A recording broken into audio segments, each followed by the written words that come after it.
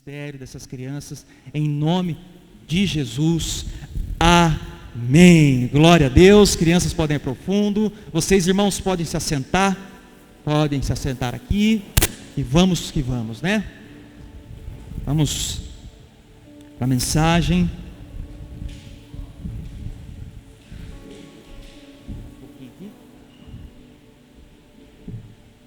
Está feliz? Vamos lá, pega a Bíblia, vamos ouvir a mensagem. Agora é o momento de você ficar atento. Eu clamo a Deus a sua vida, oro no Espírito aqui durante a pregação, que você fique atento, se disperse o menos possível, que a sua atenção esteja voltada para o Senhor. Você fique, sabe, atento ao que o Espírito quer tratar com você, meu irmão, de uma forma única. Deixa o Senhor falar ao seu coração agora. Então fique atento aí ao seu lugar, deixe Deus cuidar do seu coração agora e saia diferente. A diferença dessa mensagem que você vai escutar está na prática dessa palavra, na prática dessa palavra. Então vamos lá, abra em Gênesis, vamos direto para o texto, sem mais delongas, como sempre nós fazemos, vamos direto para o texto, fazemos a leitura e vamos ouvir a voz do Senhor. Abra em Gênesis capítulo 2. Fácil aí, né, de achar. Gênesis capítulo 2, logo no comecinho. Vamos fazer a leitura do texto. Você trouxe a sua Bíblia, manuseie ela, traga ela, fique atento, sabe? Então Gênesis capítulo 2, vamos lá? Facinho de achar, né, logo no começo. A partir do verso 15. Diz assim, ó. Gênesis 2, 15 diz: o Senhor Deus colocou o homem no jardim do Éden para cuidar dele e cultivá-lo. Se você está com Bíblia e gosta de anotar assim como eu, grifa aí, cuidar dele e cultivar. Verso 16.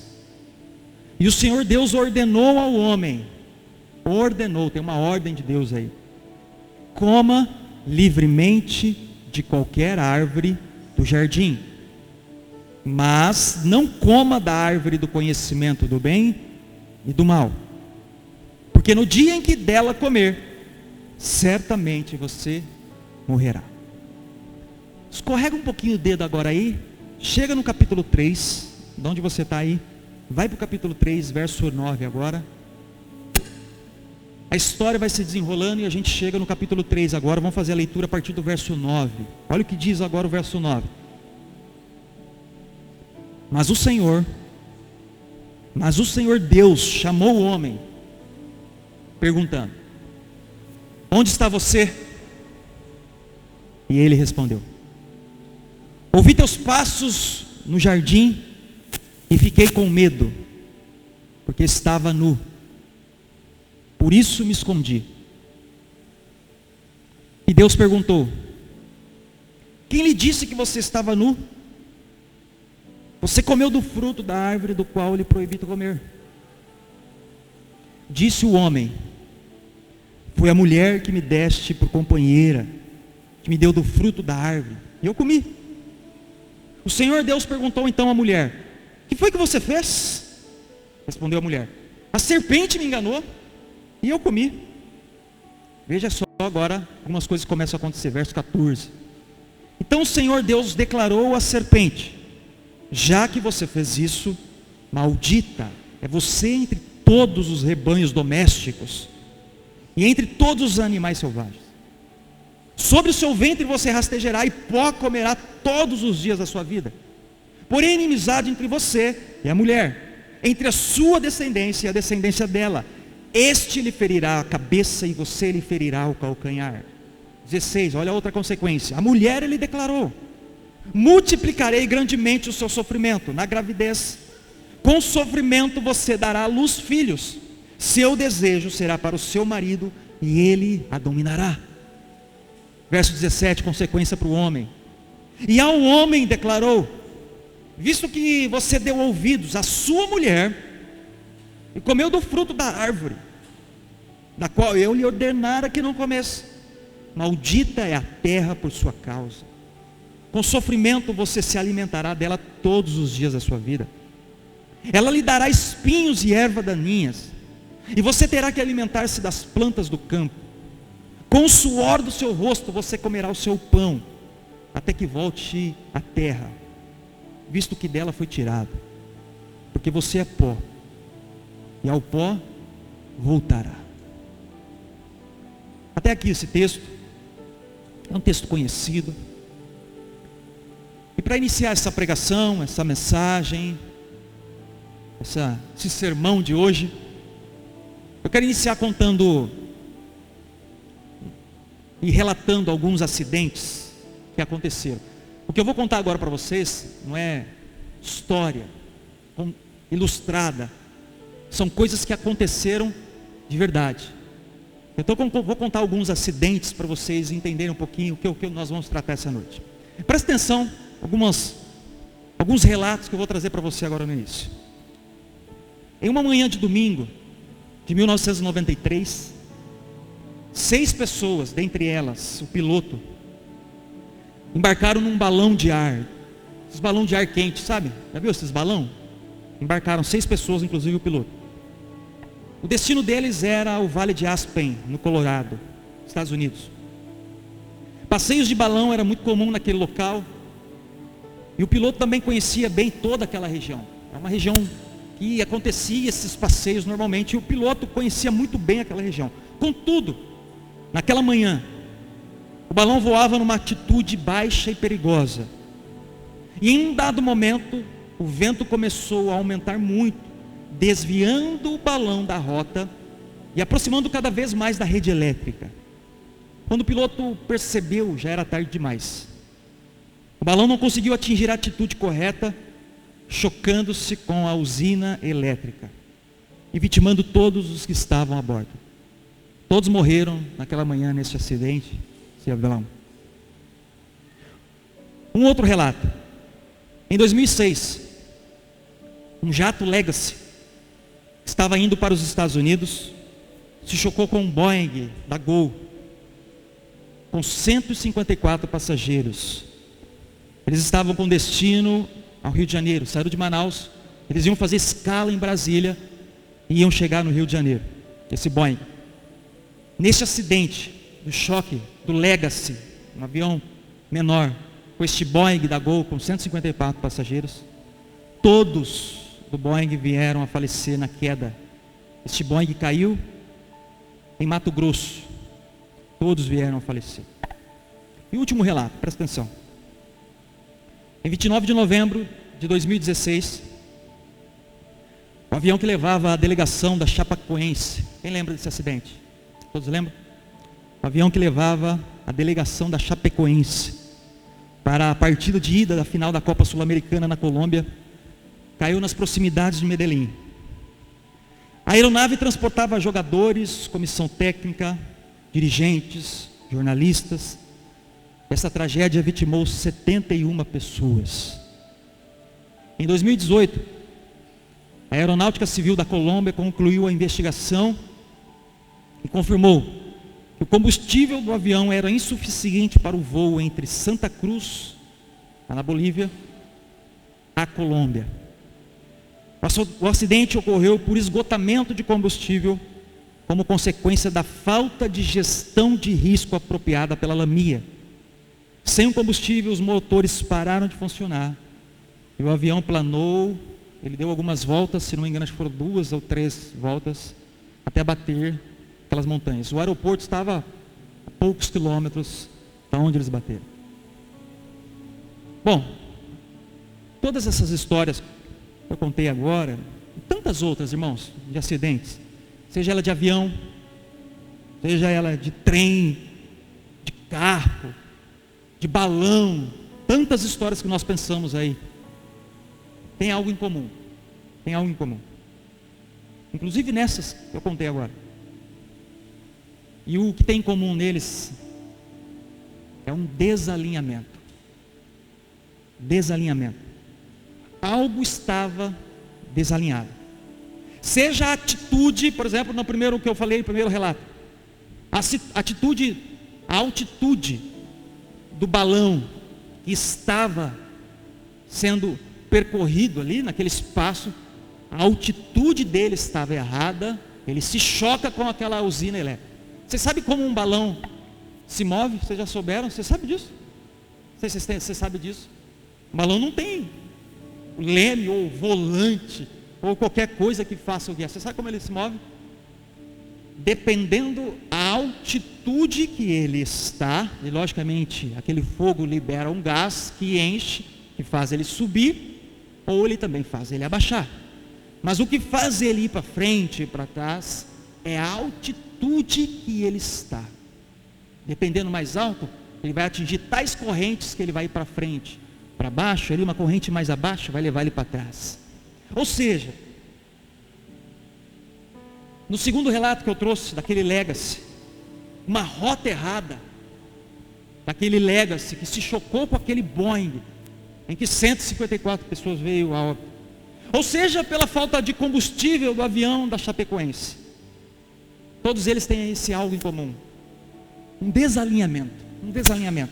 Independente do que seja, a falta de combustível não estava alinhado.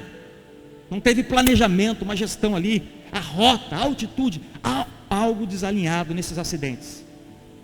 E hoje, irmãos, eu quero falar com vocês, sabe, exatamente sobre isso. O tema dessa mensagem de hoje, a pregação de hoje. Eu quero falar sobre os alinhamentos. A mensagem dessa noite chama alinhamentos. Alinhamentos, esse é o tema da pregação de hoje. Esse é o tema que nós vamos falar, bater um papo. E de verdade, eu oro aqui e clamo para que você esteja atento, para que Deus fale com você. Às vezes você precisa de um alinhamento, uma área da sua vida que está desalinhada, é o Senhor que vai falar e tratar na sua vida hoje. Então vamos pensar um pouquinho sobre isso, sobre essa mensagem, sobre esse tema, sobre essas histórias que eu trouxe agora. Nós vamos encaixar uma série de coisas na nossa vida. Todo carro, gente, uma rota de avião que esteja desalinhado, irá ter problemas e consequentemente irá causar acidentes. Um avião que está desalinhado com a sua rota, ele vai ter problemas e vai causar acidentes.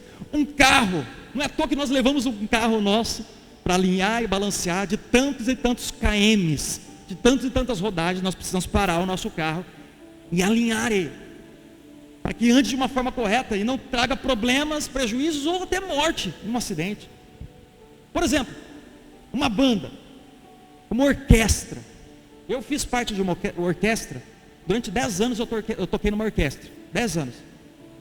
E uma das coisas mais incríveis que existe numa orquestra, chama-se alinhamento, respeito. Então nós estamos lá, e o maestro está seguindo um alinhamento de tempo, de compasso. E nós estamos ali, cada um no seu instrumento.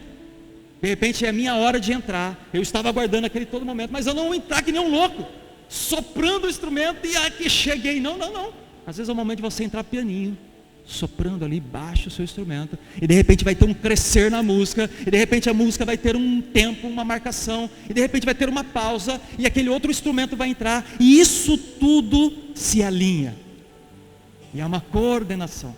Por isso que é maravilhoso você sentar numa orquestra. Não sei se vocês têm esse gosto musical, mas tenta, coloca no YouTube o ouvir de uma orquestra, cara. O maravilhoso, aquele instrumento que você, ele é um instrumento diferente, tudo muito bem alinhado.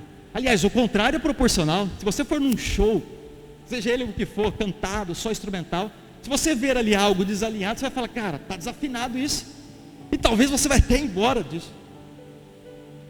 E aí quando nós olhamos, então, começamos a trazer para a nossa vida, nós encontramos a todo momento, na Bíblia, a proposta de alinhamento sendo feita ao ser humano. A todo momento, uma proposta de alinhamento. Alinha a sua vida, tais caminhos. A todo momento nós encontramos os personagens sendo alinhados por Deus, ou nos dando exemplos de uma vida torta, de caminhos errados, e que precisavam andar nos trilhos a partir de agora. A Bíblia é repleta. Quer ver alguns, por exemplo? Noé. E o alinhamento feito com ele para uma nova forma. O alinhamento feito com ele através da sua vida. A Bíblia diz que Deus se entristeceu, algumas versões dizem que Deus se arrependeu lá, a palavra hebraico é uma palavra até diferente, de ter feito o homem. Ele acaba com a humanidade através de Noé. Um novo alinhamento. Os irmãos de José passaram uns maus bocados ali naquele período de fome, de repente foram sendo alinhados até chegar com José. O povo hebreu no deserto, 40 anos no deserto, passa-se uma geração e um alinhamento a ser feito para aquele povo, para que seja uma nação de Deus. Neemias na reconstrução dos muros, e nós acabamos de ver Deus fazendo um novo alinhamento com eles. O rei Ezequias, quem conhece a história, lembra do rei Ezequias que estava doente, e de repente Deus vem e fala: vou te dar mais 15 anos, alinha a sua casa, põe a sua casa em ordem, rei Ezequias, põe a sua casa em ordem. E tantos outros, Davi, vai pensando aí, as vidas, os caminhos errados começaram a percorrer, e de repente precisa-se voltar para a estrada, olhar para Jesus, uma mudança de vida. E tudo isso que eu estou falando com vocês, eu quero trazer alguns pontos para você pensar, como eu prego sempre, em alguns pontos. E tudo isso que eu estou falando, esses homens, esses exemplos, a vida, a Bíblia mostrando para nós diversos exemplos de alinhamentos que nós precisamos ter. Isso me leva ao primeiro ponto de refletir. Eu gostaria que você pensasse junto comigo nessa primeira reflexão, que diz assim, ó, que o alinhamento, irmãos, é necessário a todos. Um alinhamento é necessário a todos. Esse texto que nós lemos, o texto base, Gênesis capítulo 2, esse texto que nós lemos fala de um momento importante para o ser humano. Se nós voltarmos no texto, e volta aí, pega a sua Bíblia agora, vamos, não sei se está aberto aí para você, Gênesis capítulo 2, nós encontramos ali uma ordem de Deus, uma orientação que Deus dá, um alinhamento. Estão me fazendo entender? Logo em Gênesis capítulo 2, verso 15 ao 17, nós encontramos uma ordem, uma orientação, um alinhamento feito por Deus para Adão. Vamos lá ver novamente, Gênesis capítulo 2, verso 15 ao 17, agora sobre essa ótica que eu estou propondo para vocês, essa ordem, essa orientação que Deus deu. Olha só, verso 15 ao 17, o Senhor Deus colocou o homem no jardim para cuidar dele e cultivá-lo. Missão: cuida e cultiva desse jardim. Olha a ordem de Deus, verso 16, e o Senhor Deus ordenou ao homem. Existe uma ordem, igreja: coma livremente essa ordem de qualquer árvore do jardim. Verso 17, mas não coma da árvore do conhecimento do bem e do mal, porque do dia que dela comer, certamente você morrerá. E aí a leitura que nós fizemos, porém, nós encontramos o desalinhamento. E quem conhece a história, nós vemos então a entrada do pecado a partir do capítulo 3 de Gênesis. E esse desalinhamento, essa desobediência feita, e aí nós encontramos a consequência disso. As consequências disso nós encontramos em Gênesis capítulo 3, do verso 9 até o 19. Olha só comigo que interessante agora, verso 14. Eu li, até na leitura que eu estava fazendo, eu dei algumas ênfases. Verso 14, então o Senhor Deus declarou à serpente, consequências. Verso 16, então a mulher, ele declarou isso e isso. Verso 17, e ao homem declarou isso e isso e isso. Ervas daninhas, abrolhos, espinhos. Consequências por uma desobediência, por um desalinhamento. E esse texto eu estava lendo, né, durante a semana e refletindo para a mensagem, me chama exatamente a atenção por isso. Quando um carro está desalinhado, né, incomoda, ele puxa para algum lado, ele começa a comer pneu, gastar o pneu, tem problemas, tem consequências, e isso me chama. Eu estava lendo esse texto e me chamou tanta atenção, porque Senhor, nós começamos a olhar o mundo, o ser humano, o coração duro, congelado, o olhar não mais para o nosso foco, o nosso alvo que é Cristo, mas nós olhamos para outras coisas e tendo uma vida para outras coisas que não é o Senhor. Eu começo a olhar e falar: Senhor, tem um desalinhado aí, algo está errado. E aí nós temos que voltar para esse princípio e ver tudo isso, e aí eu quero estabelecer algumas coisas com você aqui. Uma dessas coisas precisa ficar bem clara conosco nessa noite, irmãos. que obediência e direção, presta atenção, obediência e direção é mais importante que resultado e velocidade.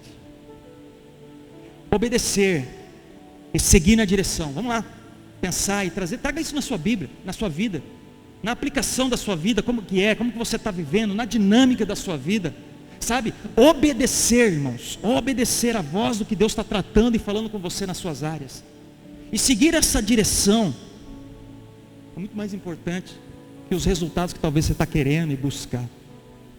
Porque olha só, Deus havia dado uma ordem e direção. A ordem era, não coma.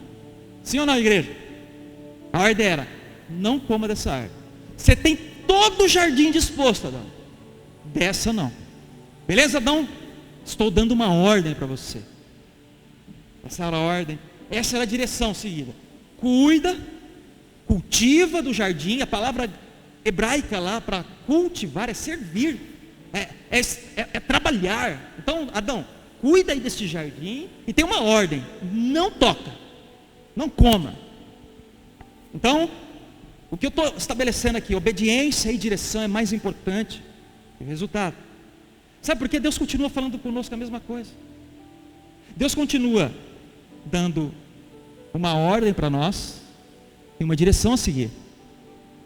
Deus continua a falar conosco a mesma coisa hoje. Quer alguns exemplos? Eu vou falar, você vai pensando.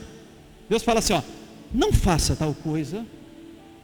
Deus fala assim, ó, pare com isso. Sabe? Deus fala, ó, agora avance mais agora, porque eu vou te impulsionar para outras coisas. Aí Deus fala assim, ó, pare com essa atitude.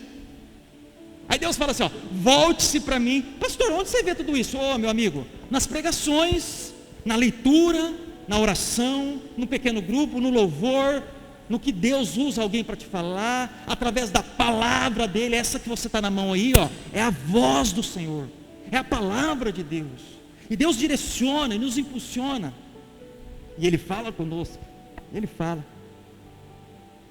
E o que nós fazemos diante de uma ordem e uma orientação que Deus dá? A mesma coisa que fez lá no Éden. Nós queremos resultados. Nós queremos resultados. Senhor, esse caminho não parece muito bom. Senhor, está falando para parar, para esperar um pouco, mas eu quero avançar. Sabe, Deus, você está falando para mim me envolver mais, ser mais profundo, estar envolvido com o reino, com algum ministério, mas Deus, está tão difícil para mim essa fase, não consigo, não tem tempo. Mas nós queremos o resultado. Sabe quem fez isso? Eva fez a mesma coisa. Vem comigo em Gênesis capítulo 3, verso 6. Ela quis o resultado e não a obediência, a direção. Olha o que ela fez. Verso 6 de Gênesis 3 diz assim: quando a mulher viu que a árvore parecia, olha o resultado, eu quero o resultado. Quando a mulher viu que a árvore parecia agradável ao paladar, era atraente aos olhos, e além disso, desejável para dela se obter discernimento. Opa, é isso que eu quero, cara, resultado, resultadão, tem um gosto bom, me atrai os olhos e eu vou ficar super, resultado que eu quero, resultado. O que ela fez? Comeu, e não só comeu, deu para o seu marido comer também. Você consegue ter noção do que eu estou querendo tratar com vocês e falar aqui com a igreja, conosco? Eu estou tratando nesse primeiro ponto aqui que obediência e direção de Deus é mais importante que resultado. Eva estava olhando o resultado, cara, paladar gostoso, olhos, isso me atrai nos olhos, eu vou me encher de algo, cara, é isso que eu quero. Pera lá, a gente está se esquecendo da voz, da obediência, da direção e querendo resultado. Igreja, não é assim. Com Deus primeiro vem a voz e a direção dele, para depois se obter o resultado que ele quer para a sua vida, para nós. Sabe, deixa eu fazer uma definição, mais uma com vocês. E através desse pensamento que nós estamos muitas vezes virando as costas para a ordem, para a direção de Deus e seguindo a nossa. Lembra da semana passada que eu falei sobre Davi, que consultou a si mesmo, e qual foi a consequência dele consultar a si mesmo? Quem lembra da pregação semana passada? Ele deixa de ouvir. O que mais que ele faz? Ele vai viver na terra de Filisteu. O que mais que ele faz? Ele vai lutar contra o seu próprio povo, contra o próprio povo dos hebreus. O que mais que ele faz? Quando ele volta, ele vê tudo destruído. E aí, Deus, o que eu devo fazer? ele se volta para o Senhor. Então, meus irmãos, pense nisso. Resultados, grava isso no seu coração. Resultados não validam o ministério ou qualquer outra coisa que você faça. Nós somos guiados muito por resultado, pelo que os olhos veem. Se uma igreja está lotada, esse pastor, essa igreja, esse ministério, palmas para ele. Está tendo resultado. Está tendo resultado. Resultado não valida ministério ou qualquer outra coisa que você faça. Quer ver alguns exemplos? Pega na sua vida agora o que eu quero trazer. O fato de você estar ganhando dinheiro como você está ganhando, o fato de você estar ganhando dinheiro, presta atenção que o Senhor quer falar com você. O fato de você estar ganhando como você está ganhando, roubando, adulterando, enganando, mentindo, o fato como você está ganhando, não valida o que você faz. Isso é uma prova, talvez. O fato de você estar proporcionando uma vida maravilhosa, sabe? Não, mas eu estou dando uma casa maravilhosa para minha esposa e meu filho. Não, eu estou dando agora um patinete elétrico para ele. Não, agora eu coloquei ele na aula de não sei o quê, na aula de não sei o quê, e isso, e aquilo, agora ele vai. Não valida a falta de tempo e a falência que está acontecendo na sua casa. Talvez você está perdendo seu casamento, filhão. Seus filhos, você fala, quem que é esse aqui, esse menino aqui? Ah, meu filho, rapaz, é verdade, meu filho. Resultado, a gente está correndo atrás de resultado. E achando que é isso que nos move, igreja. Achando que é isso que nos move. Eva correu atrás de resultado. O fato de você ser bom. Puxa, eu pago minhas contas. Eu vou declarar imposto de renda agora. Está tão certinho na minha vida. O fato de você ser bom não valida a sua falta de relacionamento com Deus. Você é bom? Não faz mais que a sua obrigação, sinto lhe falar. Você paga suas contas? Você tem que pagar mesmo. Ué. Você está errado, filhão. Então isso é o básico. É o básico. Porque na verdade, você foi chamado para se relacionar. Relacionar com o Senhor. Relacionar. E não simplesmente o resultado. E não simplesmente o resultado. Igreja, o alimento. Todos nós precisamos, na verdade, o alinhamento. O alinhamento. Que todos nós precisamos. Todos. Porque Romanos 3:23 nos fala isso. Amém? Quem conhece de Bíblia? Não fala isso? Então todos nós precisamos deste alinhamento. Requer ajustes. Ó, você vai entrar na oficina de Deus agora. Estacionou? Esse carro aí. Pensa aí. Estacionou? Vai precisar de uns ajustes. Alguns apertos que estão aí. E deixa eu falar. Isso às vezes dói. Isso às vezes dói. Jeremias 18, eu vou projetar para a gente ganhar tempo, anota para você ler depois e estudar durante a semana. Jeremias 18, verso 1 até o 4 diz assim, ó: esta é a palavra que veio a Jeremias, da parte do Senhor. Vá à casa do oleiro, e ali você ouvirá a minha mensagem. Então fui à casa do oleiro, e o vi trabalhando com a roda, mas o vaso de barro que ele estava formando se estragou-se em suas mãos. O que aconteceu? E ele o refez, moldando outro vaso de acordo com a sua vontade. Ó Deus, alinhando, filhão. Deus está alinhando algo que estava errado, que quebrou, que deu errado nessa caminhada, nessa história. Veja, igreja, o problema não é quebrar. E o quebrar que eu estou querendo trazer aqui não é falência, não. Poxa, eu quebrei uma empresa, pastor. Não é isso. É quebrar espiritualmente, é ter uma vida destruída, uma vida podre, é uma vida de mentiras. É isso que eu estou querendo trazer para vocês. Então o problema não é quebrar, está tudo bem. Ó, pega essa. Você está com uma vida destruída, igreja. Algo está aí acabado. O problema não é isso. O problema não é quebrar. O problema é aonde você quebra. Tem a sua vida destruída longe de Deus. O texto de Jeremias mostra que o vaso quebrou na mão do oleiro. Sabe quem é o oleiro ali? O Senhor. Quebrou na mão. O que ele fez? Refez. Então o problema não é quebrar, porque nós precisamos ser alinhados. Lembra lá do primeiro desalinhamento, que é o texto básico que nós lemos, Gênesis 3, a entrada. Ou seja, nós estamos um monte de vaso aqui, ó, tudo danado. Uns ainda precisam ser despedaçados mesmo. Então, o problema é esse, porque quebrado nós somos e alinhamento nós precisamos. A diferença, igreja, está onde você está quebrando. Vira as costas para Deus, quebra no mundo, você vê. Pisam-se em você. Você serve enquanto você tem dinheiro, tá? Deixa eu dar esse alerta para você. Talvez você não saiba disso. Você tem dinheiro, você está servindo para a sociedade. Você tem dinheiro, você está servindo para os seus amigos entre aspas. Acaba isso para você ver. Então o problema não é quebrar ou precisar de alinhamento, porque isso todos nós precisamos, igreja. O problema é onde nós estamos quebrados. O alinhamento é necessário a todos. E isso requer você e eu seja colocado no eixo novamente, igreja. Sabe o que Agostinho diz? Santo Agostinho diz o seguinte, pega essa frase dele, olha que maravilhoso. E esse colocar no eixo novamente são os apertos, como esse hoje que está acontecendo agora, que você precisa ouvir. Você está falando, nossa, que chato isso, eu queria tanto ouvir uma outra mensagem, e a vida continua da mesma forma. Mas eu queria tanto ouvir aqui que você confirmasse isso que eu estou vivendo. Pois é, na verdade você precisa encontrar um novo caminho, o caminho da verdade. E olha o que Agostinho diz, olha que maravilhoso, pega essa, grava essa frase de Agostinho. Ele diz assim, ó, eu não falei para os meninos projetar, mas escuta. Se você crê somente naquilo que gosta no Evangelho e rejeita o que não gosta, não é no Evangelho que você crê, mas sim em si mesmo. Você viu como é essa? Conseguiu pensar? Conseguiu? Você não só crê naquilo que gosta, você crê em você mesmo e não no Evangelho. E isso me leva ao segundo ponto, igreja. Segunda reflexão nessa noite. Eu queria que você pensasse comigo.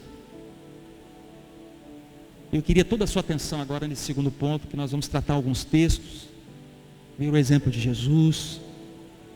Vamos lá, segundo ponto que eu quero trazer para você, e me leva, através dessa frase de Agostinho, diz o seguinte, segundo ponto: sem o eu sou, não existe caminho, nem verdade, e nem vida. Mais uma vez, sem o eu sou, não existe caminho, não existe verdade, e não existe vida. Pense comigo, igreja. Se nós estamos perdidos, para onde eu vou? O mundo fala, vai para lá, aí você vai, para cá, aí você bate a cara, rapaz. Aí eu falo, não, vai para cá agora, a moda é para cá, aí você vai, aí bate, e vive batendo parede, vai, bate para cá, e bate para lá. Se nós estamos perdidos, se talvez nós estamos vivendo uma vida de mentira, que nós mesmos estamos acreditando na nossa própria mentira, se nós estamos mortos espiritualmente, sabe o que isso significa? Estamos desalinhados. Estamos desalinhados, igreja. E o que nós precisamos? De um alinhamento. De um alinhamento. Quem já ouviu essa expressão assim, ó? Quem já ouviu essa frase? Vamos lá, participar do culto. Fulano é uma benção, mas só falta Jesus. Já ouviu essa frase? Quem já ouviu? Levanta a mão, só para mim ver se só eu que estou. Rapaz, aquela pessoa tão bacana, é uma benção, mas só falta Jesus. Só? Falta tudo. Falta tudo. E olha o que diz João 14:6. João 14:6 diz assim, ó. E eu preciso que você abra essa agora, porque ela vai dar base para esse segundo ponto agora. Então abra aí João 14:6, está facinho de abrir. Vai no Evangelho de João, vai lá no capítulo 14. Abra no verso 6. E olha o que Jesus fala. Faz ligação ao segundo ponto agora. Respondeu Jesus: eu sou. Jesus está falando, tá? Eu sou o que, igreja? O caminho, a verdade e a vida. Ninguém vem ao Pai a não ser por mim. Mais uma vez, vamos ler. Respondeu Jesus: eu sou o caminho, a verdade e a vida. Ninguém vem ao Pai a não ser por mim. Deixa eu fazer uma pergunta para vocês, igreja. Jesus é tudo. Tudo que você precisa, é tudo na sua vida. Jesus é tudo que precisamos. Jesus é o nosso Senhor. Nós cantamos tanto a respeito disso hoje. A oração inicial, essa igreja, Jesus, nome sobre todo nome. Nós finalizamos. Jesus é tudo isso. Sim ou não, igreja? Sim. Então pense comigo. Pense comigo. Se Jesus é o eu sou, se Ele é a totalidade, se Ele é tudo na sua vida, tudo na sua vida, então só existe caminho, só existe verdade, só existe vida, se nós estivermos nele, se nós estivermos no eu sou, por uma questão lógica. O texto diz: eu sou este caminho, eu sou a verdade e eu sou a vida. Então, se Ele é tudo, conforme nós cantamos, falamos, publicamos, postamos, colocamos na frase, nos para-choques dos carros, dentro de empresas, vivemos a respeito disso. Se Ele é tudo, então só existe caminho, só existe vida e só existe verdade se nós estivermos nele, se estivermos enxertados nessa videira, igreja, se estivermos nele. E é tão interessante essa expressão eu sou. Primeira vez que ela é dita, se não me engano, acho que é em Êxodo capítulo 3. Primeira vez quando a sarça está ardente, queimando ali, mas ela não se consome. E aí Moisés chega, se encanta, vê aquilo, e Deus começa a falar e tratar com Moisés. E aí Moisés fica todo inquieto: meu Deus, Senhor, eu vou para o Egito, e aí eu vou falar com aquele povo, com o faraó, e se eles não ouvirem a minha voz, e se eles perguntarem quem é, eu estou vindo em nome de quem, o que eu falo para eles? O Senhor fala assim, diga que eu sou. É a primeira vez que aparece na expressão na Bíblia, em Êxodo capítulo 3, se não me engano. E sabe o que é maravilhoso? Ela se repete agora em João capítulo 8, se você estava aberto em João 14, 6, volta em umas 3 páginas, vai em capítulo 8, volta umas 3 páginas, vai para o verso 24, olha que incrível o que o Senhor trata. Jesus usa essa expressão eu sou, alguns capítulos anteriores. No capítulo 8, por exemplo, do verso 24, ele fala assim, se você está aberto, você vai grifar aquilo que te chama atenção. Diz assim, João 8, 24: eu lhes disse que vocês morrerão em seus pecados, se vocês não crerem que eu sou. Isso aqui não estava projetado ali. De fato, morrerão em seus pecados. Ou seja, igreja, eu sou a vida. Ele está querendo trazer aqui nesse verso. Eu sou a vida, porque olha só o que ele fala, vamos lá, vamos pensar no verso 24, ele fala assim, Jesus está falando, tá? Eu lhes disse que vocês morrerão em seus pecados. Vocês vão morrer nos pecados, se vocês não crerem que eu sou. Ou seja, eu sou a vida, igreja. Fora de mim, morte. Em mim, vida. Ou seja, ele está falando lá depois do que ele vai falar lá em João 14, que nós lemos, 14:6. Ele está tratando aqui, eu sou a vida. Vai para o verso 28 agora. Ele continua tratando os mesmos 3 eu sou que ele fala ali, ele trata aqui agora. João 8, 28, ele fala assim, então Jesus disse: quando vocês levantarem o Filho do Homem, saberão que eu sou, e que nada faço de mim mesmo, mas falo exatamente o que o Pai me ensinou. Ou seja, ele está falando assim, eu sou a verdade. E quando ele fala assim, quando vocês levantarem o Filho do Homem, ou seja, quando vocês me crucificarem, colocar cravo na minha mão, sabe, quando vocês fizerem isso, vocês saberão que eu sou.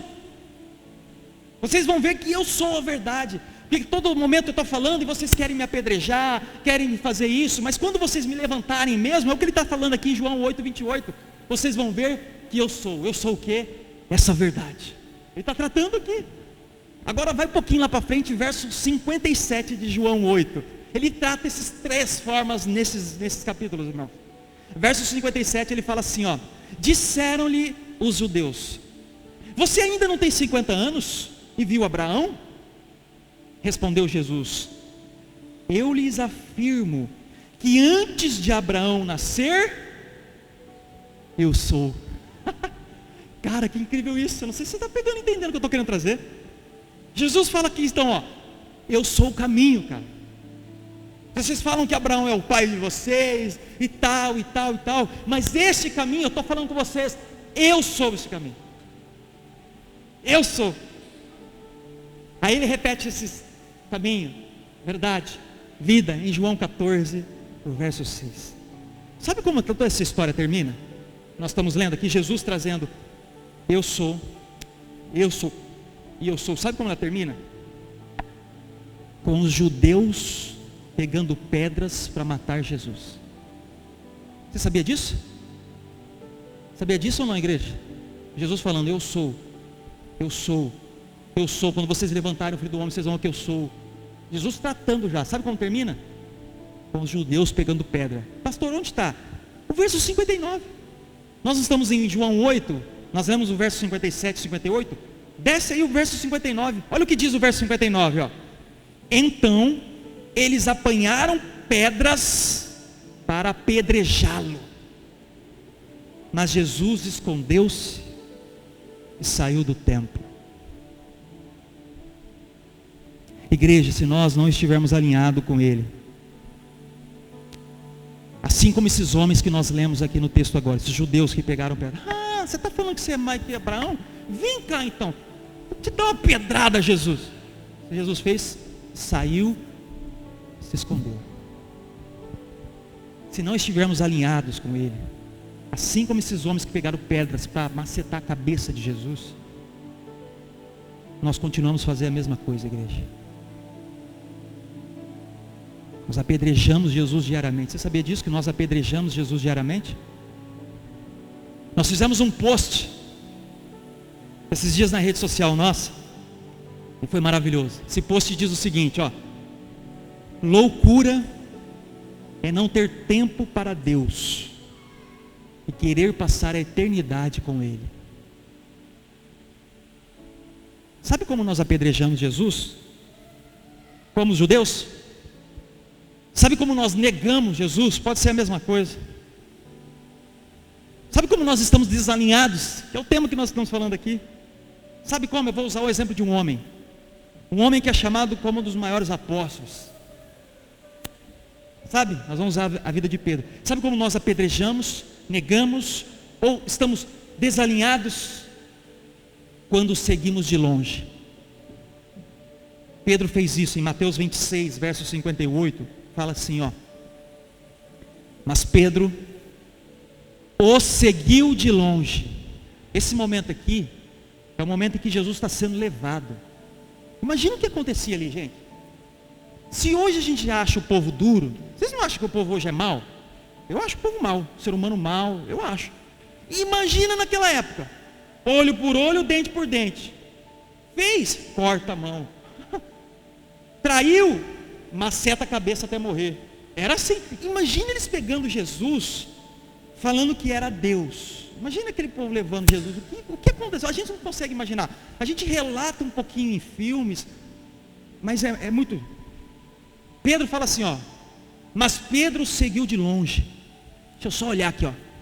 Rapaz, pegaram ele, só está olhando. Até o pátio do sumo sacerdote. Entrou, sentou-se com os guardas para ver o que acontecia. Você tem noção disso? Você tem noção? Olha para a nossa vida, igreja, começa a encaixar nós nisso. Sabe quando nós apedrejamos Jesus? Negamos Jesus? Ou estamos desalinhados aí, a gente nem percebe? Eu estou tratando com vocês, quando nós o seguimos de longe. Igreja, nós seguimos todos os domingos, pegamos a nossa agenda, hoje é dia de ir para a igreja. Sentamos como Pedro, para ver o que acontece. Sabe, acompanhamos de longe assim, ó. Rapaz, tá muito bacana esse movimento de igreja.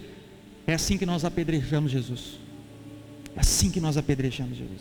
Quer uma outra forma? Vou usar só a vida de Pedro nesse contexto aqui. Quando insistimos em não ser associado a Ele. Nós apedrejamos e negamos eles e vivemos uma vida desalinhada quando nós insistimos em não sermos associados a Ele. Quer ver o texto? Mateus 26, agora o verso 70 até o 74 diz assim, ó: mas ele o negou diante de todos, dizendo: não sei do que você está falando. Verso 71, depois saiu em direção à porta, onde outra criada ouviu e disse aos que estavam ali: esse homem estava com Jesus o Nazareno. Ele, jurando, o negou outra vez: não conheço esse homem. Pouco tempo depois, os que estavam por ali chegaram a Pedro e disseram: certamente você é um deles, seu modo de falar o denuncia, você tem cheiro de Jesus, cara. Sabe, tem resquícios de você aí. 74, verso 74. Aí ele começou a se amaldiçoar, e a jurar: eu não conheço esse homem. Imediatamente o galo cantou. Assim que nós apedrejamos Jesus. Eu quero Jesus, não, cara. Para de mandar mensagem para vir para a igreja. Eu não quero me associar a ele. Pequeno grupo, para com isso. Vou bloquear esse nome agora. É uma outra forma de nós estarmos desalinhados? Quando nos esquecemos da sua palavra, Bíblia. Quando nos esquecemos da sua palavra, igreja. O verso 75, a continuação de Mateus 26 diz assim: então Pedro se lembrou da palavra que Jesus tinha dito. Se ele se lembrou, é porque ele se esqueceu. Questão de lógica. Você vê o furdunço que ele está vivendo? Negando, sentando lá, vamos pegar uma pipoca, vamos ver como é que está a igreja hoje. E vivendo ali, e começou a se amaldiçoar, a negar, a falar que não. Sequer ele se lembrou da palavra. Qual era a palavra? Antes que o galo cante, você me negará 3 vezes. E saindo dali, chorou amargamente. Igreja, preste atenção, isso é muito sério. É Deus tratando conosco. É Deus tratando nos ministérios. É Deus tratando nas casas, nas mulheres, nas famílias, os jovens que aqui estão, os trabalhadores que aqui estão, em cada líder, em cada ministério. É Deus tratando conosco. Porque quando nós estamos desalinhados, igreja, nós perdemos a nossa identidade, propósito e chamado. Quando nós estamos desalinhados, nós não sabemos quem nós somos mais. Sabe quem nós somos? João 1,12 nos fala: Filho de Deus. A gente se esquece disso, porque estamos desalinhados. Esquecemos do propósito nosso. Sabe qual é o nosso propósito? Ser um adorador. Ser um adorador dele. Um adorador dele. E a gente se esquece disso. Sabe, a gente se esquece do chamado. Às vezes você tem um chamado de ser um missionário, de cantar, de pregar a palavra, de abrir a igreja, de lavar a igreja, de abençoar, de estender a mão, de confortar, de ser um evangelista. Nós nos esquecemos desse chamado. Sabe por quê, igreja? Desalinhados. Quantas pessoas estão abandonando o chamado de Deus, se esquecendo do propósito que Deus colocou, e não vivendo mais a identidade de Jesus em nós, porque nós estamos desalinhados, igreja. Isso aconteceu com o apóstolo Pedro, um homem que caminhou ali todos os anos do ministério com Jesus, viu milagres, prodígios. Nós nos esquecemos quem nós somos, para onde nós vamos, nos esquecemos de onde Deus nos tirou. Nós nos esquecemos da lavagem de porco que nós comíamos, quando nós estamos vivendo uma vida desalinhada. Deus nos tirou da podridão do pecado, te tirou de lá, com sangue precioso, com sangue invertido, com sofrimento. O Cordeiro Santo que tira o pecado do mundo, Ele nos tirou daquele ambiente de sujeira. E de repente nós nos encontramos com Ele, mas a estrada, a condução, a vida, as distrações vai nos levando para um desalinhamento, uma outra vida, um outro caminho. E assim nós estamos negando o sacrifício de Cristo. Estamos negando, igreja. Pedro nessa passagem estava desalinhado, assim como muitos de nós Estamos desalinhados talvez nessa noite, ou já estivemos em algum momento. Pedro estava sem o eu sou. Entende? Faz sentido agora, eu sou o caminho, verdade e vida. Pedro estava sem o eu sou. Ele estava sem o caminho, perdido, sentando junto com os guardas. Você tem noção disso? Sentou junto com os guardas para ver o que ia acontecer. Pedro estava sem a verdade. Qual era a verdade ali? Eu sou o Galileu. Eu sou seguidor dele mesmo. Ah é? Vai para a cruz junto. Estava sem a verdade. Você é? Sou não. Sabe como nós fazemos isso? Nosso trabalho, faculdade, jovens, isso é terrível. Ah, lá vem a crentinha. E no ambiente de trabalho então? E se nós falarmos? Sem vida, cara. A Bíblia diz que ele chorou amargamente. Sem vida. Talvez você tenha chorado e não tenha conseguido encontrar um motivo disso. O problema é que nós como igreja não estamos mais, um grande problema, quando estamos desalinhados, igreja. Nós não estamos mais apontando e mostrando e vivendo e testemunhando o eu sou. É para isso que você foi chamado. Sabe um fenômeno que está acontecendo? Pega essa, igreja. Nos nossos tempos, na nossa geração, um crescimento gigantesco dos evangélicos. Você sabia disso? Que os evangélicos são os que mais crescem no Brasil. Um crescimento de igrejas hoje incrível. Hoje nós somos mais de 40 milhões de pessoas. Você sabia disso? A estimativa diz em 2030, igreja, que a população evangélica irá ser a maioria no Brasil. Poucos dias, poucos tempos, 7 anos. E os evangélicos, aqueles que se dizem servos, nós estamos inseridos na sociedade, nas empresas, nas escolas, nas faculdades, na política, nos hospitais, nos bairros, no poder público, no poder privado. Agora pasmem com isso.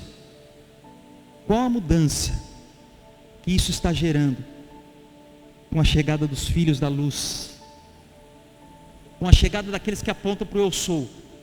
Olhem para o eu sou. 2030, evangélicos, maioria no Brasil. Crescimento, em todas as áreas tem evangélicos. Qual é a diferença que nós estamos causando? Nós somos aqueles que falam, olha para o eu sou. Olha para ele. O que nós vemos é cada vez uma decadência. Sabe por quê, igreja? Estamos desalinhados. Sabe o que o desalinhamento produz? Sabe o que desalinhamento produz? Pega essa frase. Desalinhamento produz algo. As igrejas estão cheias, como nunca antes, de pessoas vazias. Pessoas vazias. E isso me leva ao terceiro e último ponto. Isso me leva ao terceiro e último ponto. Eu preciso que você pense um pouquinho nesse ponto, tá? Não só lê não, pensa aí com a cabecinha. Terceiro ponto diz assim: o dia em que o poder do amor for maior que o amor pelo poder, nós seremos alinhados. Nós seremos alinhados. O dia em que o poder do amor for maior que o amor pelo poder, nós seremos alinhados. Jesus é amor, igreja. Ele é a essência do amor. E quando o eu sou está em nossas vidas, nós seremos realinhados. Nós compreendemos que o poder do amor é muito maior que o amor por esse poder. Eu estou me fazendo entender? Estou me fazendo entender, igreja? Isso tudo está em 1 Coríntios capítulo 13. Vamos ler junto? Abra a sua Bíblia. E este resumo, né? Deste poder que o amor causa em nós. O que ele fez, esse amor, a essência do amor, o que é o nosso Senhor. E não simplesmente o contrário que eu estou querendo dizer, o amor pelo poder. 1 Coríntios capítulo 13 diz assim, verso 1. Acompanhe na sua Bíblia. Ainda que eu fale as línguas dos homens e dos anjos, se não tiver amor, serei como um sino que ressoa, ou como um prato que retine. Ainda que eu tenha o dom de profecia e saiba todos os mistérios e todo o conhecimento, e tenha uma fé capaz de mover montanhas, mas não tiver amor, de nada serei. Você está conseguindo entender o tópico que eu estou trazendo? Tópico 3. Você pode ter esses dons, você pode ter tudo isso, é esse tópico 3 que eu estou querendo dizer. O poder do amor tem que estar, o amor do Senhor tem que estar à frente do que esse amor pelo poder que nós temos. Olha, você quer se aparecer? Não é isso que o Senhor está querendo dizer. Você faz isso? Não é isso que o Senhor está querendo dizer. Não é isso, não é isso. Verso 3, ainda que eu dê aos pobres tudo o que possuo, e entregue o meu corpo para ser queimado, mas não tiver amor, nada disso me valerá. Verso 4, o amor é paciente, o amor é bondoso, ele não inveja, não se vangloria, não se orgulha, não maltrata, não procura seus interesses, não se ira facilmente, não guarda rancor.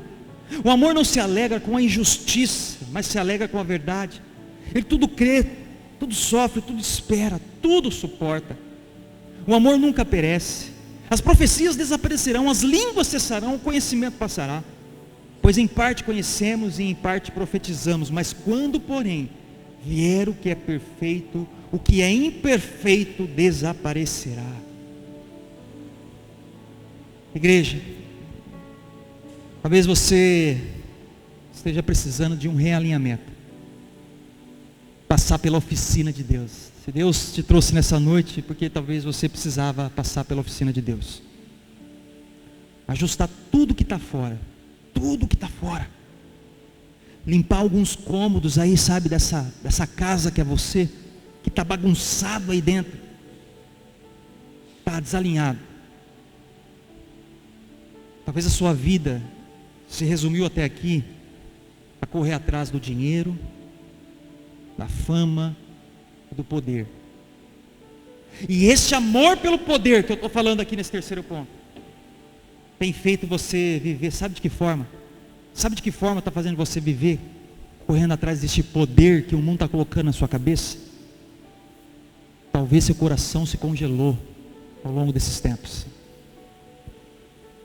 Talvez você esteja como uma árvore seca. Você talvez tenha pisado em pessoas para alcançar este amor pelo poder. É isso que eu quero. Talvez você tenha vivido uma vida promíscua. Você tem se drogado, traído pessoas, seus cônjuges. Você tem vivido uma vida de mentiras. E talvez você não está nem percebendo que está vivendo desta forma, igreja. Nem percebendo. Sabe o que isso quer dizer? Estamos entregando Jesus em troca do amor pelo poder. Só Jesus, quando nós fazemos e vivemos dessa forma, Jesus, eu te entrego aí, em troca do amor pelo poder. Estamos negando o sacrifício. Sabe quem fez isso?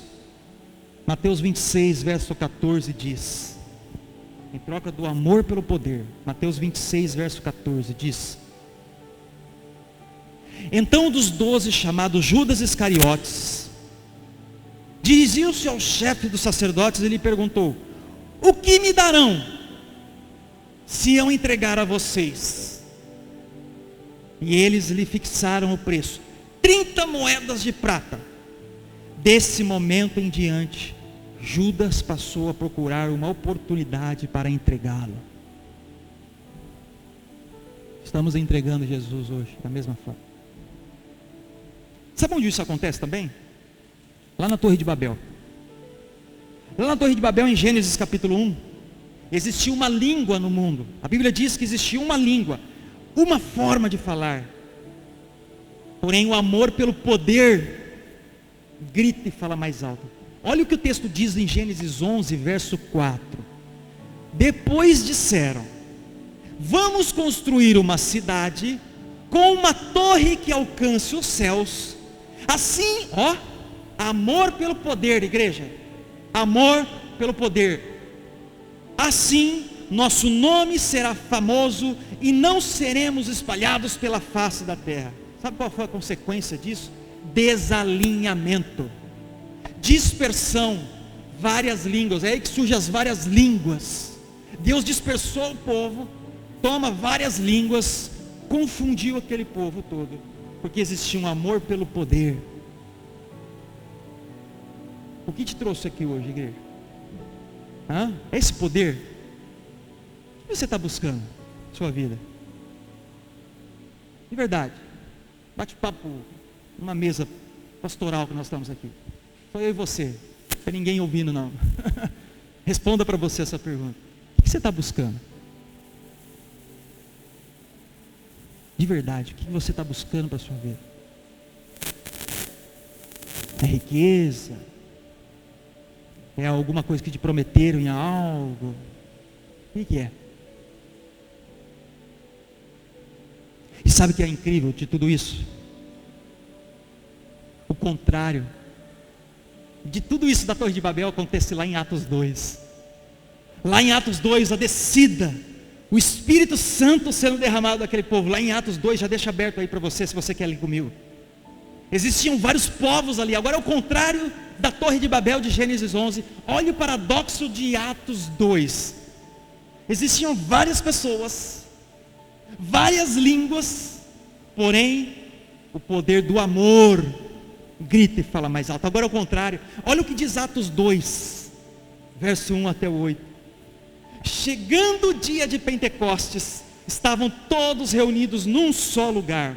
De repente veio do céu um som, como de um vento muito forte, e encheu toda a casa na qual estavam assentados. E viram que pareciam línguas de fogo que se separaram e pousaram sobre cada um deles. Todos ficaram cheios do Espírito Santo e começaram a falar noutras línguas, conforme o Espírito os capacitava. Havia em Jerusalém judeus, tementes a Deus, vindos de todas as nações do mundo. Ouvindo este som, ajuntou-se uma multidão que ficou perplexa, pois cada um os ouvia falar em sua própria língua. Atônitos e maravilhados, eles perguntavam: acaso não são galileus todos esses homens que estão falando? Então, como os ouvimos cada um de nós em nossa própria língua materna? Consequência disso, alinhamento, ajuntamento, e uma só língua, cara, e uma só língua. Pastor, e o que eu devo fazer? E o que eu devo fazer? Eu quero deixar para você, para a gente ir caminhando para o final, alguns pontos práticos. Praticidade na sua vida. O que eu devo fazer? Primeira coisa, igreja, saiba, por favor, guarde isso no seu coração, que talvez você chegou aqui machucado de alguma situação que está acontecendo, e talvez você não compreendeu e está perdido, sem caminho. Talvez você está morto, sem vida. Talvez você está vivendo aí de uma forma que achando que tudo é verdade, e na verdade é uma mentira, ou seja, sem a verdade. O eu sou não está mais em você. Igreja, se você é um desses, e não tem mais, não conseguiu, não sabe aonde mais se segurar, não vê esperança, não acredita mais em nada, as pessoas não têm mais valor, as coisas não andam mais na sua vida, o que você deve fazer? Primeiro, saiba que existe alguém que nos amou a mim, a você, sem você ter nada. Grava isso, igreja. Sem você ter nada, Ele te amou, assim como você está. Sabe como você está agora aí? Ele te amou. Deus te chama pelo que você é, antes de você se tornar. Grava isso, igreja. Deus faz assim, ó, você, ó, bora. Estende a mão para você, está falando assim, ó, bora caminhar, vamos viver. Aí você olha assim para mim, puxa. Aí você olha para você e fala, eu estou cheirando lavagem. E Jesus está falando assim, ó, bora levantar. Aí você olha para você, você está com a boca suja de lavagem, cheia de lama de porco, como um filho pródigo. Aí você olha assim, mas eu não posso, eu não tenho nada para oferecer para você, o que você quer? E Jesus com as marcas assim, ó, nas mãos, sabe, os cravos, está segurando e falando assim, ó, vamos sair dessa, desse buraco, vamos. Ele te chama pelo que você é, antes de você se tornar, É o contrário do mundo. Quando você se torna alguém famoso, rico, dinheiro, bonito, famoso, sei lá o que, você se torna, as pessoas te chamam. Fica famoso, todo mundo quer te chamar. Fica famoso para você ver. Tem alguns milhões de seguidores para você ver. Todo mundo te chama. O nosso Deus é um reino de ponta cabeça. Ele te chama pelo que você é, antes de você se tornar alguém. E eu te mostro na Bíblia, tá? Não é? Ai, que frase bonita para Instagram. Não, Bíblia, 1 de João, capítulo 4, verso 9 ao 10. Diz assim, o texto nos fala isso. O texto fala: foi assim que Deus manifestou o seu amor entre nós. Como? Sabe como? Enviou o seu Filho unigênito ao mundo, para que pudéssemos viver por meio dele. Para você morrer? Para você ser o quê? Viver. Nisso consiste o amor. Não em que nós tenhamos amado a Deus. Talvez você nem tinha ouvido falar de Deus. Você chegou aqui, mas você nem tinha ouvido falar de Deus. Mas em que Ele nos amou e enviou o seu Filho como propiação pelos nossos pecados. Você consegue ter noção disso, absurdo? Você tem noção do que o texto está falando com você? Da porcaria que nós somos e éramos.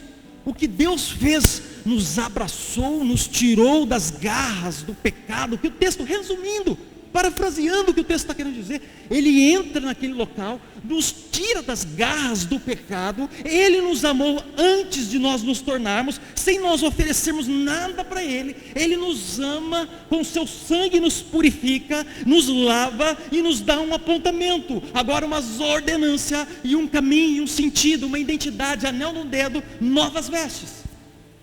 E Ele nos chama de filho. Ele nos chama de filho. Pastor, o que eu devo fazer então? Recapitulando. Saiba que existe alguém que nos amou. Saiba que existe alguém que amou você, igreja, amém? Saiba que existe alguém que nos amou. Alguém que nos amou quando nós não tínhamos nada. Segunda coisa, você reconheceu, Deus me amou. E agora? Você vai continuar na lama? E agora? Reconheça, segunda coisa, reconheça os caminhos que você está ou está. Arrependa-se. Viva para Ele. Viva para Ele, cara. Viva para Ele. Apocalipse 2, verso 4 ao 5 diz assim: contra você, porém, tenho isto: você abandonou o seu primeiro amor. Lembre-se de onde caiu, ó. Reconheça, parafraseando, lembre-se de onde caiu. Rapaz, eu caí aqui. Lembrei, Senhor, eu nem sabia disso, eu estou vivendo uma vida desalinhada. Lembre-se de onde caiu. Segunda, o texto está falando, tá? Arrependa-se. Terceira coisa que eu falei para vocês: pratique as obras que praticava no início. Ou seja, viva para Ele, cara. Viva para Ele, igreja. Viva para Ele. O seu objetivo de vida é viver para Ele. Pastor, mas eu trabalho, eu também, e eu vivo para Ele. Pastor, mas eu sou casado, você fala isso, e eu tenho filho, eu também. Viva para Ele, cara. Eu não consigo compreender isso. A Bíblia está nos falando, você abandonou esse amor, cara. Lembra de onde você caiu, arrependa-se, pratique as boas obras. Mateus 6, verso 19 diz assim: não acumulem para vocês tesouro na terra, onde a traça e a ferrugem destroem, e onde os ladrões arrombam e furtam. Mas acumulem para vocês tesouros nos céus, onde a traça e a ferrugem não destrói, e onde os ladrões não arrombam nem furtam. Pois onde estiver o seu coração, aí também estará o seu tesouro. Seu coração está onde? A Bíblia diz que é aí que vai estar o seu tesouro. Igreja, o convite, o desafio, a mudança que você tem que ter, eu, sair daqui nessa noite disposto, tem uma coisa: é tempo de alinhamento, é tempo de mudança. Você precisa sair daqui, ó, pensando nisso. Deus falou comigo, hein? mudança de vida, mudança, alinhamento. Você precisa sair daqui hoje pensando nisso, igreja. Você não pode achar que você veio no shopping, nossa, eu vim num lugar tão bacana, sentar, ir embora depois, não pode. É impossível entrar numa igreja, continuar pensando assim. Não pode, igreja, não pode. Nós temos que sair pensando e com atitude. O que eu vou fazer, Senhor? Eu sei que a salvação, a graça está disposta para mim. As suas mãos com marcas de sangue estão estendidas para mim. E Senhor, o que eu posso fazer? Você precisa sair daqui pensando nisso. É tempo de alinhar, de arrancar estas sujeiras, essas coisas que está te prendendo, que está te segurando, que você não avança. Você não avança, igreja. Sua vida precisa estar alinhada de Jesus. Sai de tudo que eu falei hoje. História do balão, acidente da Legacy. Saia pensando em uma coisa: a sua vida precisa estar alinhada de Jesus. A sua vida precisa estar alinhada de Jesus. Para isso acontecer, igreja, só existe uma forma de sermos alinhados: estarmos nele. Antes de Jesus te enviar, antes de Jesus te colocar, você tem um sonho de ser um pregador? Músico, evangelista, missionário? Antes de Jesus fazer isso com você, Jesus chama para estar nele. Marcos 3, verso 13 ao 14 diz assim, ó: Jesus subiu ao monte e chamou a si aqueles que ele quis, os quais vieram para junto dele. Escolheu 12, designando-os como apóstolo para que estivessem com ele, os enviasse a pregar. Antes de fazer aqueles homens apóstolos, vem cá Pedro, você é apóstolo agora, hein? Vem cá Mateus, apóstolo. Antes de fazer isso, sabe o que ele fez? Estejam em mim. Se vocês estiverem em mim, vocês vão enfrentar espadas, leões, turbulências, tempestades, perseguições, alegrias, bonanças, virtudes, mas vocês vão estar em mim. O princípio é estar em mim, não é ministério, não é qualquer outra coisa, não é microfone, é estar nele. O princípio de um alinhamento de vida é estar em Jesus. Se você não estiver em Jesus, se você estiver, não estou na igreja, está errado. Não estou como pastor, está errado. Eu estou com um apóstolo ungido, tal, está errado. O seu chamado é para estar em Jesus. Em Jesus, igreja. Lembra de Pedro? Nós estamos caminhando para o final, tá? Vamos encerrar. Lembra de Pedro? Pedro estava sem o eu sou, perdido, mentindo e morto. Lembra de Pedro? É estar nele que encontramos vida. Amém, igreja? Estando nele nós encontramos vida. Sabe como a história de Pedro termina? Quando Jesus ressuscita, os anjos aparecem e falam algo maravilhoso. Lá em Mateus 16, versos 6 ao 7 diz assim: não tenham medo, disse ele, vocês estão procurando Jesus, o Nazareno que foi crucificado. Ele ressuscitou, não está aqui. Veja o lugar onde haviam posto. Pega essa igreja. Vão e digam aos discípulos dele e a Pedro. O cara que sentou com os guardas, é esse mesmo. O cara que estava lá mentindo, negou, esse mesmo. Diga a Pedro, ele está indo adiante de vocês para a Galileia. Lá vocês verão como ele lhes disse. Depois disso tem a pesca milagrosa. Jesus restaura Pedro. Pedro, você me amas, apacenta a minha igreja. A história de Pedro muda. Se estivermos nele, estamos alinhados. Eu quero que você saia daqui nessa noite pensando: a minha vida precisa estar alinhada à de Jesus. Vamos ficar de pé? Eu queria que você pensasse nessa frase mais uma vez: a minha vida precisa estar alinhada à de Jesus. Eu quero finalizar com um poema que eu escrevi hoje. Eu escrevi esse poema hoje antes de vir, e eu queria que você pensasse nele. Esse poema diz o seguinte: na estrada dessa vida, tá? Nesses desalinhamentos que nós estamos, há uma curva chamada fracasso, um trevo chamado confusão, um quebra-molas chamado falsos amigos, pneus furados chamado ilusão, e faróis de advertências chamado família. Mas se você tiver um step chamado determinação, um motor chamado perseverança, um seguro chamado fé, e um motorista chamado Jesus de Nazaré, você chegará a um lugar chamado transformação e salvação. Feche seus olhos e vamos orar. Senhor Jesus, nós oramos aqui, Pai, diante dessa noite, abrimos o nosso coração, expomos aqui as nossas feridas, a nossa vida desalinhada, as escolhas erradas que nós fazemos, estamos fazendo ainda.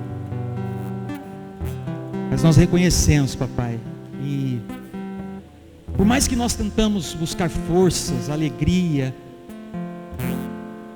num copo de bebida, numa roda de amigos, numa noitada, em uma cama de prazer, em algo que eu esteja vendo, tocando, cheirando, mentindo, por mais que eu tente fazer isso tudo, a minha vida nunca será alinhada.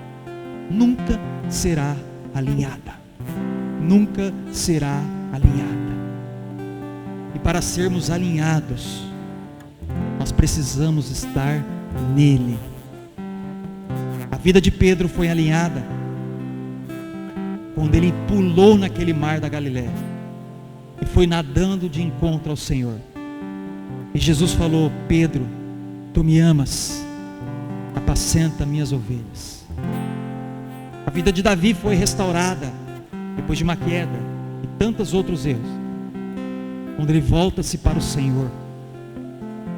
E a vida de tantos homens da Bíblia, tantas histórias do cotidiano de homens e mulheres que nós conhecemos, amigos, parentes.